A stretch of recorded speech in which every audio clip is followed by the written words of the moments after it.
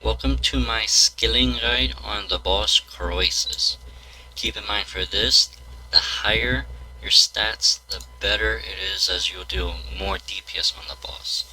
And the 4 skills you will need is woodcutting, fishing, mining, and hunter. Keep in mind that you can also get construction experience repairing these statues, though I'm not sure if it's required if you need like higher or not. First off, you'll want to go to your bank and then make a preset that looks just like this.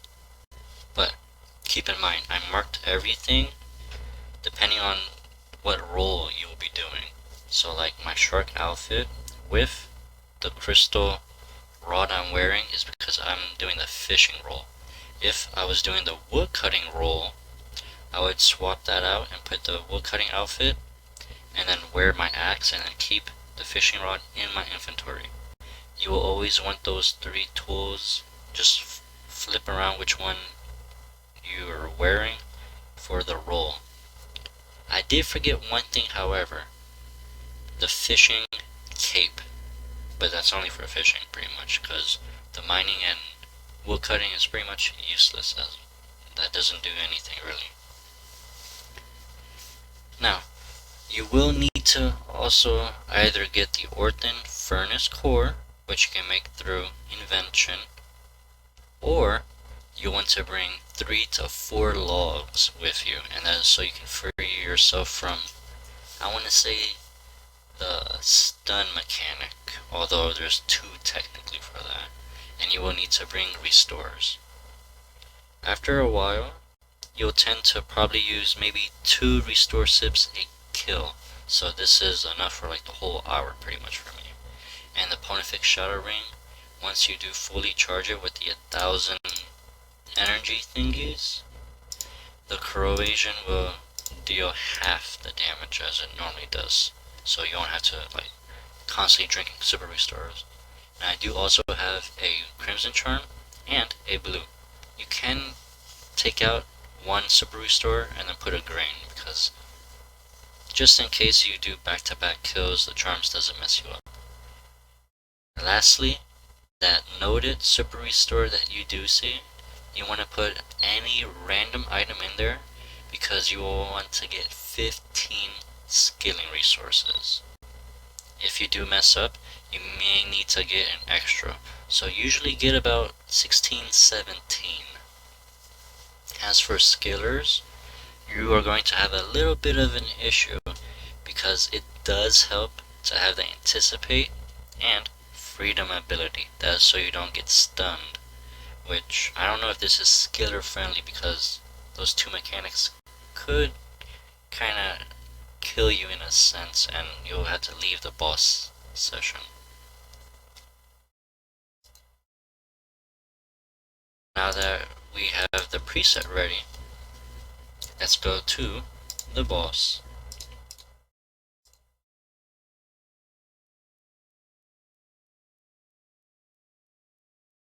I'll be doing an instance solo just so I can show you the mechanics for the very first one, and that's kind of like running around and such.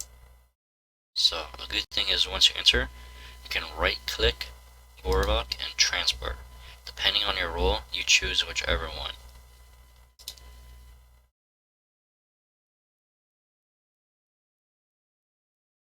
Now the very important thing is why you have to get extra resources is because between the skilling nodes you will have to run between either these spikes or mushroom spores on the floor, or you'll have to manure these mushrooms.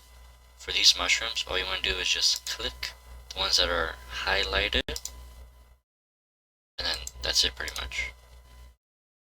While you are in the jumping animation, you can click it, and your character will automatically do it. Now sometimes the mushroom is in a kind of like one south and one north. You could blade dive to like the opposite direction like that to get around, just to save you from running around those. And now, for the little mushrooms, This is where Double Surge and Bladed Dive help greatly. And again, skillers won't have access to either. So for you, you'll notice that when I zoom in, that there's kind of a path to clear.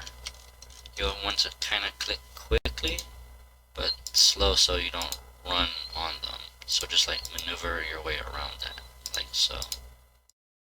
Every mushroom or little thing you do step on, it gets rid of one of your resources. So kind of make sure you don't like hit all of them. Now if you do have Surge and Double Surge along with Blade Dive, if you're in this tile right here at the end of the staircase, you want to Surge. It automatically puts you in the middle, which is always safe. And then you can just Surge again. And also if you do have Blade Dive, the same thing. You can Blade Dive and then Surge, which I can't Surge immediately right now. There is some things to be aware of, and that is if you're doing like a far roll, which I'll go a little bit over. But basically, like when you clear from here, you Bladed Dive. You might look like you're facing south like this, but actually when you Surge, you go diagonal. Every time you kind of get to the stairs, like physically go north and then south, so you're always facing that way. Because you could diagonal Surge even though your character is facing the way. It's just depending on how you pathed is the way that he'll Surge. Even though it looks like he'll do it, he won't. Once you have found a group, you will need a maximum of 8 people, though more people can help you. The goal is to have 2 people in each corner, which I'll show on the map right now. And that is so they can each gather 15 to 17 supplies at the plot once the boss does start. And remember, you want to gather from the body. Once that has depleted, then you'll want to start gathering from the nearby NPCs that do have it. Once the game started, go to the enriched one. I think it's increased chance or a chance for 2, I'm not too sure. Just make sure to escape or something from the 14-second spec right there.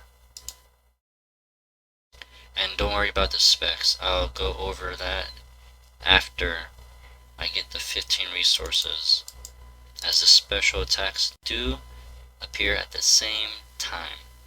Well, until a certain section of it, but I'll be back once I get 15. Now once you do get the 15, this may be a little confusing at first, but for the very first one, let's say you're doing fishing, which you'll be gathering at the northeastern spot. For here, you want to gather 15 spots, or spores or fish or whatever the supplies will be called, and you'll want to go clockwise 1. If you are fishing 1, and that's because, or fishing short, depending on what you are. Now if you are fishing long or fishing 2, you'll want to go to the second clockwise. And this is the same for all the rolls. You will be going 1 clockwise or 2 clockwise, depending on if you're short or long. And then right here, once you are doing that clockwise thingy, you want to just add it to the statue and wait for the other person that needs to deposit their stuff, and then you have a restore option. Do not pray on it instantly. Just wait for it to be restored, and then you can go near the middle of the arena, and that's because we'll be getting another special, which will be at 2 minutes and 24 seconds. Once you're in the middle, you can look to see if anyone else needs to pray it or not. And then right here, you'll need a minimum of 3 people, and that's to remove these energy fungi. Usually, people wait until these fungi spawn so that you can get more contribution towards the kill. Once that is done, you want to pray it, and then go to the middle. Keep an eye on what it says like catch, and if your fishing stat is drained, drink a super restore. And then kind of zoom in, you'll see right here how it has the little red animation thingy. Do not click on it, as that will heal the boss at 1000 health. What you want to do is wait for a green, which will deal 1000 health, or wait for the yellow, and it will deal 500 extra health. The red one heals the boss, and you do not want to do that.